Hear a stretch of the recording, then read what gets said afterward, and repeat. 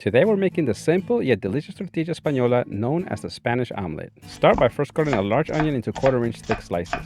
We want them thick so that they don't burn. Saute them in some olive oil on medium-low heat. We want to slow cook them for about 10 minutes to bring out the natural sweetness. In the meantime, we cut some waxy red skin potatoes into slices of about quarter-inch thick. Take a few cloves of garlic and finally dice them. After the 10 minutes, we add them to the onions and cook them for an additional minute. Now add the potatoes, mix them in to ensure they get coated with the oil, season with salt, pepper, and mix. Cover and let them cook for 10 minutes. Give them a mix around halfway through so that they can evenly cook and brown up a bit. Now, while they cook, we crack some eggs. This is what I get for trying to crack eggs with my left hand. The good thing is that you can easily dig out the shells by using a larger one. Okay, add the rest of the eggs, but make sure to use a big enough bowl so that we can add the potato mix later. Now, check the potatoes for doneness. They should be tender but not mushy. Pour the potato mix into the eggs and mix thoroughly. Make sure to break the yolks, combine well, cover, and let it rest for 15 minutes. The potatoes will absorb some of the egg, allowing the flavors to intensify.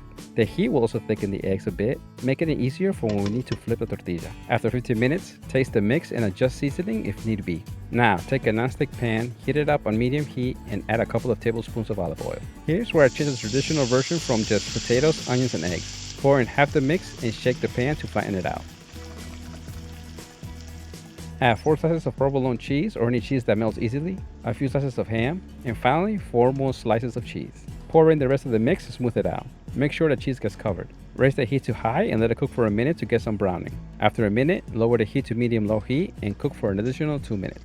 Here I'm using a spatula to ensure that it detaches easily from the side. We are now going to flip it using a plate and do the same. High heat for 1 minute, medium-low heat for 2 minutes. Always make sure the plate is wider than the pan to make things easier. Some folks even use the lid of a larger pot to flip them with. Now slide the tortilla to the end of the plate and slide it back in. Cook on high heat for 1 minute and medium-low heat for 2 minutes. You can check for doneness by putting a little bit of pressure and seeing if it bounces back, or by sticking a toothpick and seeing if it comes out clean. Now get a clean plate, flip it one more time, and it's ready to serve. This tortilla refrigerates very well. Just reheat it and it'll still taste great. Well, I hope you give this version of the tortilla española a try. And as always, the list of ingredients are in the description below.